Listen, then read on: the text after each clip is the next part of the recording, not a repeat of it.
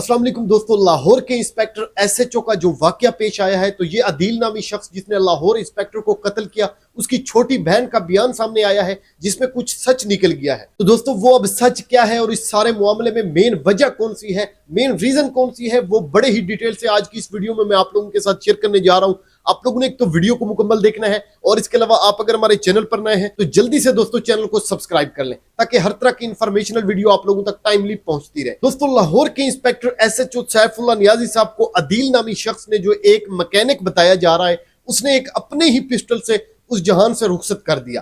तो अगर देखा जाए, अब इस अदील नामी शख्स की अपनी एक 2 साल की बेटी है और बताया यह जा रहा है कि उसकी वाइफ प्रेग्नेंट है, यानी 2-4 महीने के बाद उसका एक और बच्चा भी पैदा हो जाना है। तो अब एक इस तरह का बंदा ये इतना बड़ा कदम कैसे उठा सकता है? इसके पीछे क्या रीजन हो सकती हैं, क्या वजूहात हो सकती हैं? अब एक उनकी छोटी बहन का, यानी अदील नामी शख्स की छोटी बहन का बयान भी एक सामने आया है, मंजर-ए-आम पे आ चुका है, जिसके अंदर कुछ ऐसी सच्चाइयां सामने आई हैं जो उसकी बहन के मुंह से निकल गई हैं। वो भी आज की इस वीडियो में मैं बड़े डिटेल से आप लोगों के साथ शेयर करने जा रहा हूं। दोस्तों आप लोगों ने वीडियो को मुकम्मल देखना है। दोस्तों मैं आपको बताता जाऊं, ये एसएचओ इंस्पेक्टर सैफुल्लाह नियाजी साहब एक फ्लैट उन्होंने लिया हुआ था जहां पर ये रिहाइश रखते थे। उनके साथ उनका एक और दोस्त यानी ट्रैफिक पुलिस एहलकार भी मौजूद था, यानी वो साथ ही रहते थे, एक ही फ्लैट पर रहते थे। अब ये फ्लैट ऊपर बनाया गया था, नीचे इसके दुकानें थी। अब वो नीचे वाली दुकान एक वर्कशॉप थी जहां पर ये जो है अदील नामी शख्स काम करता था, और ये वर्कशॉप जो थी वो अदील नामी शख्स के चाचू की थी, यानी ट्रैक्टर की वर्कशॉप थी, वहां पर वो काम करता।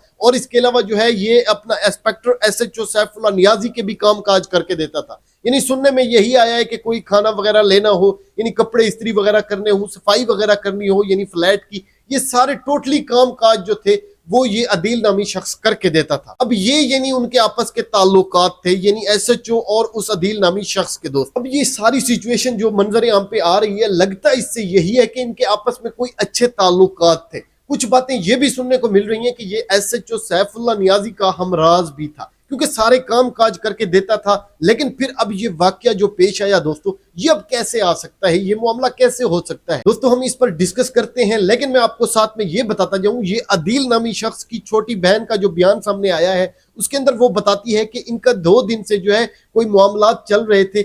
एसएचओ सैफुल्लाह नियाजी साहब की अदील नामी शख्स को जो है कॉल आती है, यानी ये 2 दिन पहले की वो बात बताती है। कॉल पर जो है एसएचओ उसको जो है गालियां दे रहा होता है, यानी अदील को। आगे से अदील यही कह रहा होता कि सर मैं उस टाइम वहां पर मौजूद नहीं था। तो ये मामला भी उसकी बहन की तरफ से जो है सामने आते हैं। इसी असना के अंदर जो है ये अदील नामी शख्स कॉल को बंद करता है, गुस्से में घर से बाहर चला जाता है। ये शाम का टाइम होता है, फिर ये काफी देर के बाद रात को घर वापस लौटता है। ये अब 2 दिन पहले की बात है। 2 दिन बाद ये मामला पेश आ जाता है जो आप लोगों के सामने है। तो दोस्तों ये सारी चीजें हैं जो अभी तक हमारे सामने आई हैं, रिसर्च से वाज़िह हुई हैं। बाकी इसके अलावा आप लोगों की क्या राय है इस हवाले से कमेंट सेक्शन में जरूर बताइएगा। अब तक के लिए दोस्तों ये टोटली इंफॉर्मेशन थी जो कोशिश की है कि मैंने बड़े ही डिटेल से आप लोगों के साथ शेयर की है। अब तक के लिए इतना ही। उम्मीद करता हूं कि मेरी आज की वीडियो आपको अच्छी लगी होगी। कमेंट सेक्शन में जरूर बताइएगा कि मेरी आज की वीडियो आपको कैसी लगी। वीडियो अच्छी लगी हो तो लाइक जरूर कीजिएगा और अपने दोस्तों के साथ भी शेयर कीजिएगा। अपना ढेर सारा ख्याल रखिएगा और दुआ में याद रखिएगा। जिंदगी रही तो मिलते हैं इंशाल्लाह नेक्स्ट वीडियो में।